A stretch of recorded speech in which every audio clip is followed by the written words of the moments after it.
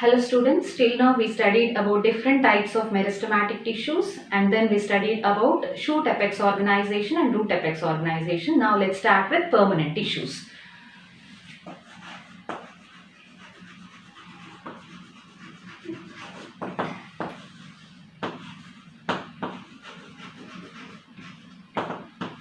So permanent tissues are the tissues which are made of either living cells or dead cells. So these are made of either living or dead cells. And these permanent tissues are derived from, they are formed from meristematic tissues. They are derived from meristems or meristematic tissues. So actually what happens when the meristematic tissue, when the cells present in the meristematic tissue undergo cell division, more number of cells will be formed. Among those cells, some of the cells lose their capacity of cell division and get differentiated into mature cells or permanent cells by attaining specific size, shape and function. They are called permanent cells, which together form a permanent tissue. Right. So by losing the capacity of cell division, so meristematic cells, the cells which are formed from the meristematic cells lose the capacity of cell division, lose capacity to divide, and then they get differentiated into what? Get differentiated into or matured into, differentiated into mature cells by attaining maximum size, by attaining specific shape, size and function. Size, shape and function. So this is called a permanent tissue.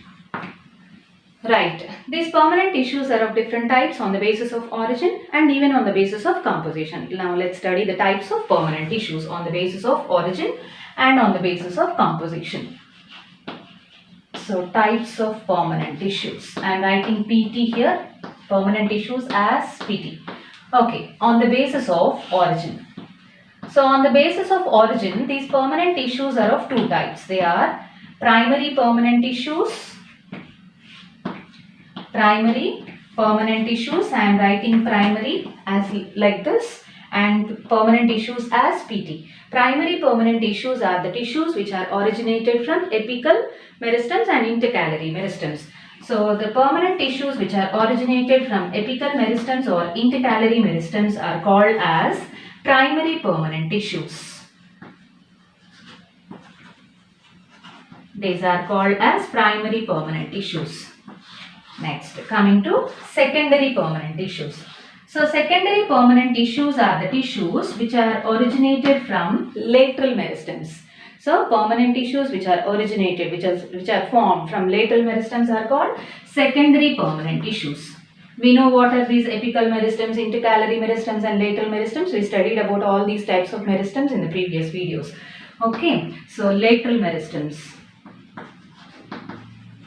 These are secondary permanent tissues. Right. Now on the basis of composition, these permanent tissues are again divided into two different types.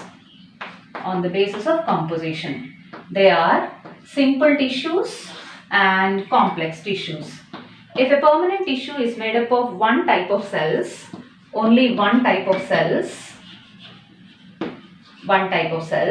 that is called simple permanent tissue. Simple permanent tissue. Whereas if a permanent tissue is made up of more than one type of cells, that is called complex permanent tissue. Though it is made of more than one type of cells, all these cells together are involved in performing the same function. They function as a unit. All the cells function as a unit to perform the same function. Okay, so in case of and this type of permanent tissue is called as complex permanent tissue. So in case of complex permanent tissue, this permanent tissue is made up of more than one type of cells and all these cells function together as a unit to perform the similar function. For example, Xylem and phloem are the complex tissues. Xylem and phloem are the complex tissues. And under this category of simple permanent tissues, we will be studying about parenchyma, collenchyma and sclerenchyma. So parenchyma, collenchyma, and sclerenchyma. Sclerenchyma. Okay, let's start with simple tissues, simple permanent tissues. So to explain this simple permanent tissues, I'll be making the differences between simple permanent tissues, parenchyma, collenchyma and sclerenchyma. Let's start with it.